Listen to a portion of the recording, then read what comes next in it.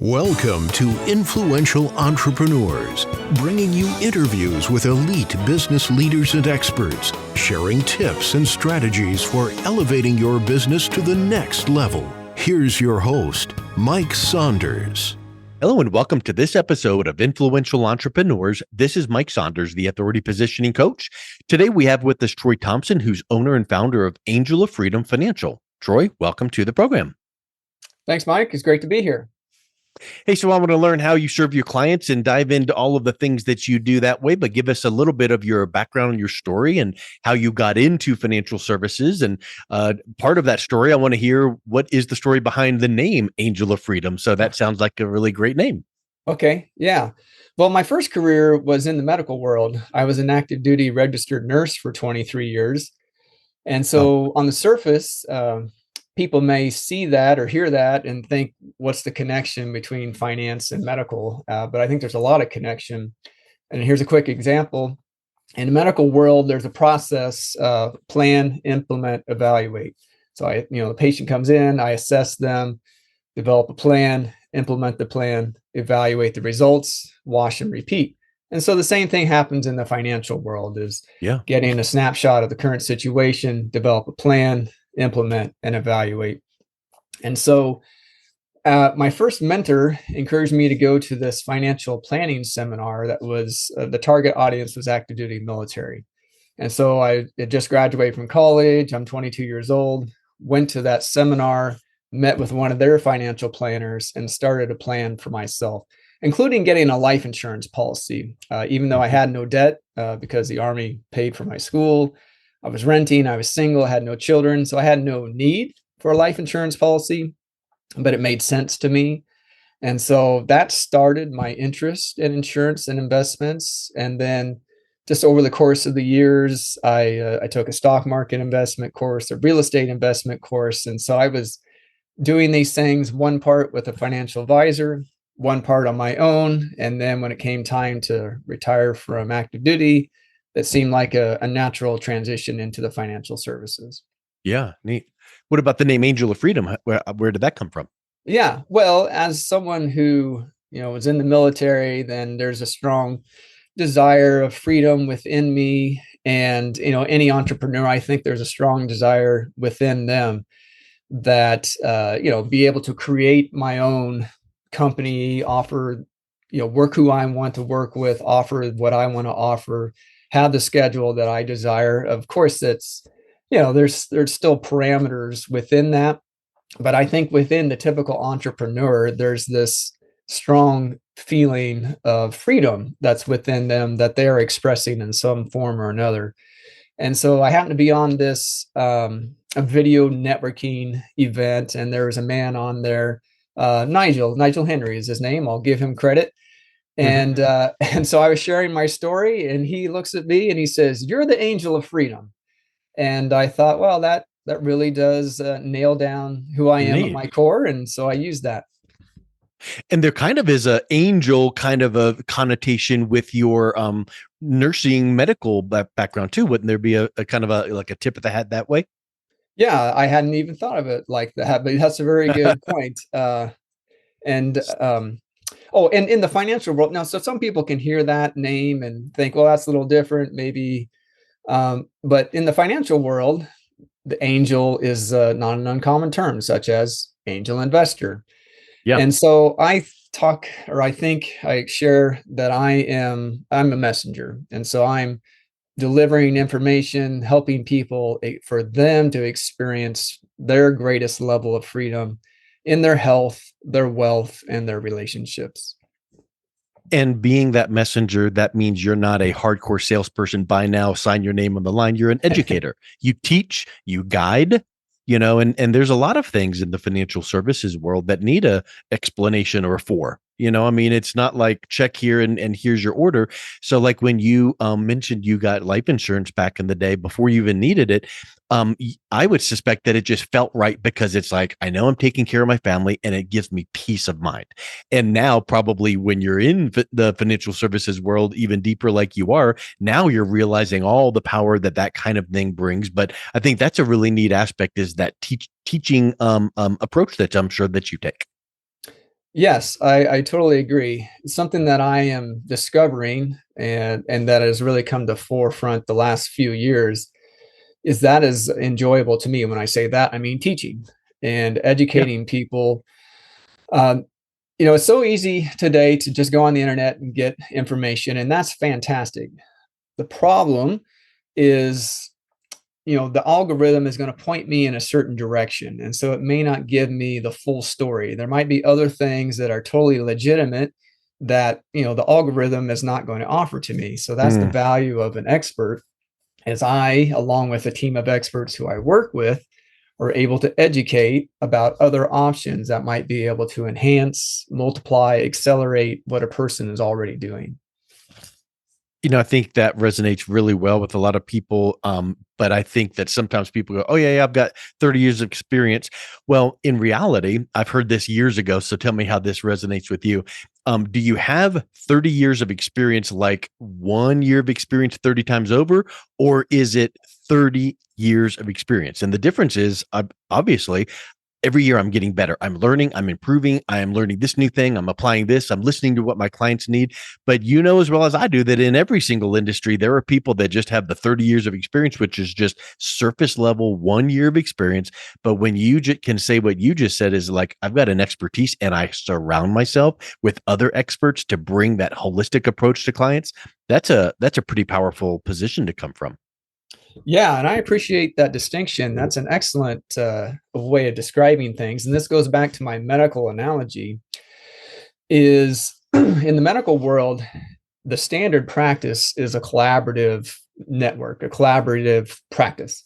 Meaning, let's say I'm a general practitioner, the patient comes to me and I identify something, or maybe they reveal to me something that is outside of my practice, my experience. And so then I connect them with an expert, whatever that is.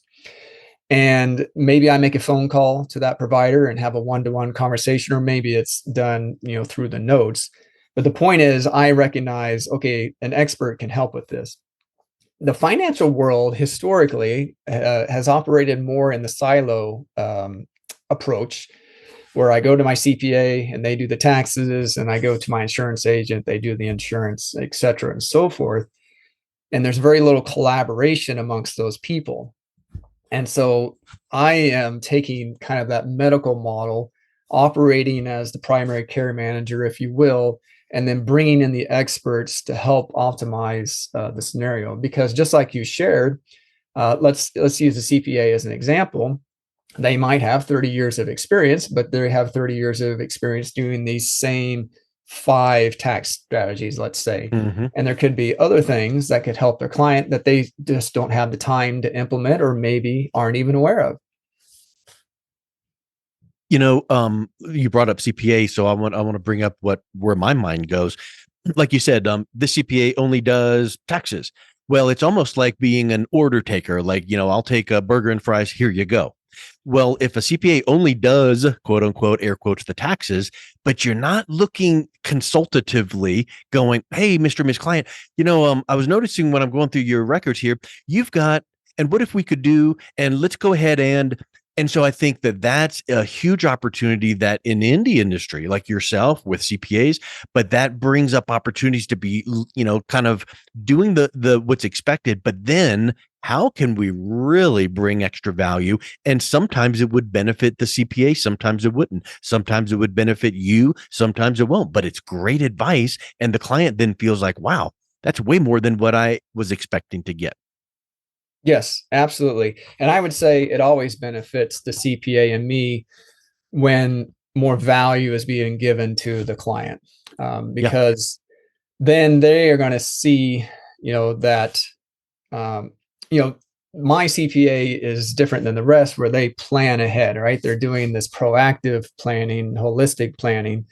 And so even if it doesn't result in kind of direct financial compensation from that client, well, people talk to each other. And so that client is going to send other people, to the CPA. And so ultimately, the more value that goes out in the world, the better the world is, and people are happy. And then that will come back in some form or another. Yep. On your website, I see a really neat graphic talking about the team-based model. And when I see virtual family office, I know enough about the industry to know that that typically is reserved for people with about 100 gazillion dollars. So if you're, I mean, in reality, that's like just mega numbers. But if you're able to bring this to people that are, the normal people with normal numbers, but bring that family office and that team approach, that's a pretty big competitive advantage. Yes, yeah, and that is something that's very meaningful to me and goes back to my comment about providing more value Mhm. is sitting down the individual and finding out, what's the biggest challenge, what's the most important goals, and being able to connect with the people who can help achieve that. You make an outstanding point about, the family office. Typically, people have multi-millions, let's say 10 million or more, maybe even 100 million or more. Yeah. They have the financial resources to have their own family office. But people, especially business owners, they have similar needs as those higher net worth people. They just don't have the same financial resources. And so, what I can do then is kind of on an a la carte basis, bring in that expert to help solve the problem or help, accelerate the result, whatever the situation is. And so they can get access to the same as, say, your higher net worth individual without the same cost. So without mentioning details or names, can you give us an example of what that would look like when a client comes in and they thought they were just coming in for X, but you bring in this whole team and virtual family office, and now you're doing this and this and this, and they kind of walk out, not the same appointment, but they kind of through that process feel like, I feel like a big shot and I feel well taken care of and I understand the process and I feel protected. So can you think of an example that way? Yes. Yeah. So here's one quick example. Someone worked with recently. Um, I'm thinking of details here without getting too detailed. A higher income W-2 individual, let's say 600,000 to 1.2 million a year, depending on the year, and also invests in real estate. And so he has multiple entities and has multiple tax returns. So he's set up an LLC for, this real estate holding and another LLC for this real estate holding. And so that's a very common approach and a very effective approach for reducing risk. Mhm. That is kind of like 100 level asset protection. So someone in that level where they're getting a higher net worth, say 3-4 million and higher, they've got multiple assets, they could benefit from another layer of protection. Now, this is where I bring in the expert, but that an attorney can set up a structure where they can further reduce the risk. Maybe it's a family LLC or something else. And Mhm. the point is doing more layers to further protect them. And then also this individual, as I described, high income, higher net worth, and basically had nothing in place in terms of his estate. Now, my particular area of expertise is life insurance. And so one of the biggest things I can do to show my family that I love them and people that I care about them is avoid leaving a mess when I'm gone. And Mm. so that's where this man originally came from, the purposes of tax planning. Through the process, all these other things are revealed. It's like, okay, wow, there's really nothing in place here as far as any kind of estate planning. So that is a need as well. So that's just a quick example that comes to my mind related to your comment. Yeah, that's huge. And I think a lot of people think, oh, I'm good because I and did that first layer, but then it's like, ooh, then there's more. And then there's more. And it's not everything at once because you need to be at certain levels to need or have the full advantage of these other levels. So I think that's pretty interesting. With all of your clients that you work with, are there specific specialties that you tend to focus on? Like what is the typical client for you or A, and then B, if that typical client, what would be a trigger for them to go, maybe I should talk to somebody because I just don't know. Maybe Troy can help. So, what are some of the things that your best clients, if they're not working with you right now, what are they experiencing or noticing that might make them a good candidate for some of the benefits that you bring? Okay. Yeah. So one thing that comes to mind is if they feel like, well, I'm doing really well and I'm paying too much in taxes, Mm. that's certainly a good starting point, and taking a look at that. So that goes back to what you actually mentioned about, okay, doing the same thing for 30 years. And I say I got 30 years of experience.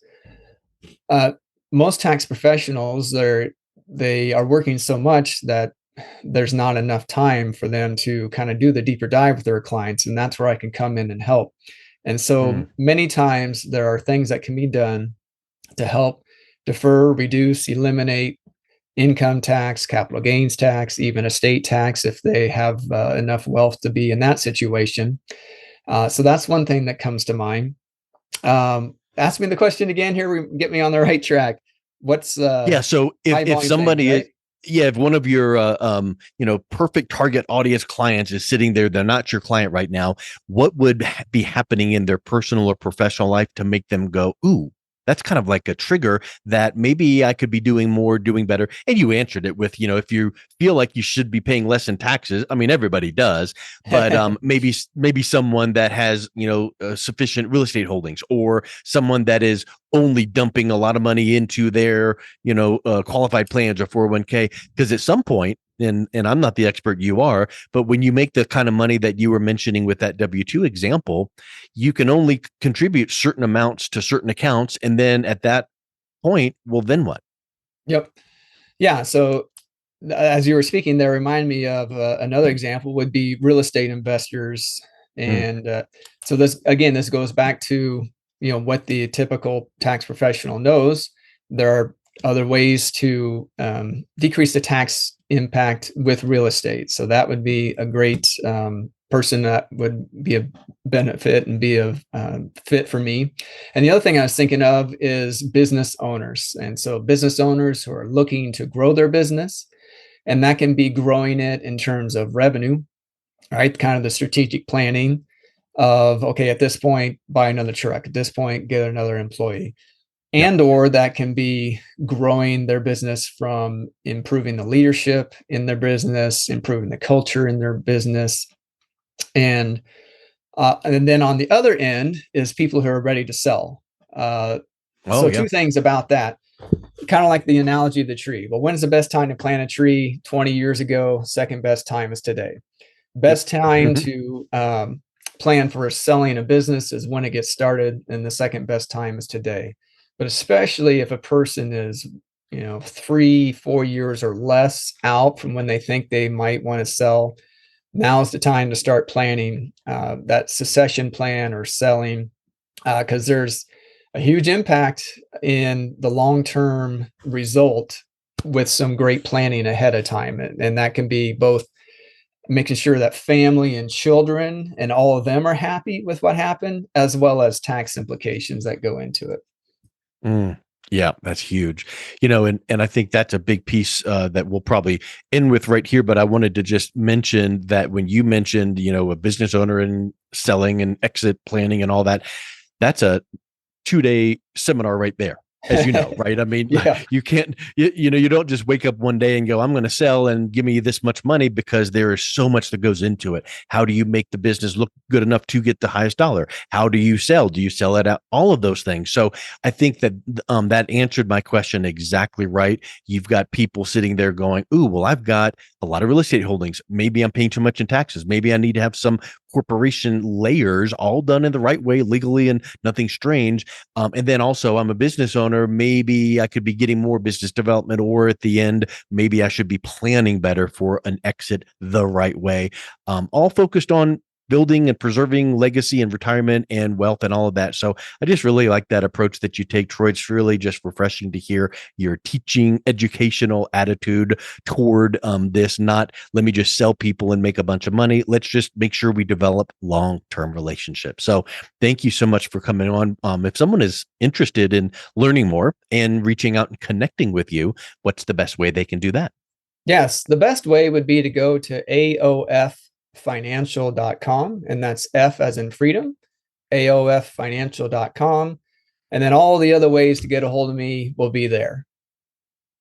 Excellent. Well, Troy, thank you so much for coming on. It's been a real pleasure talking with you. Yeah, my pleasure. Thanks for having me, Mike.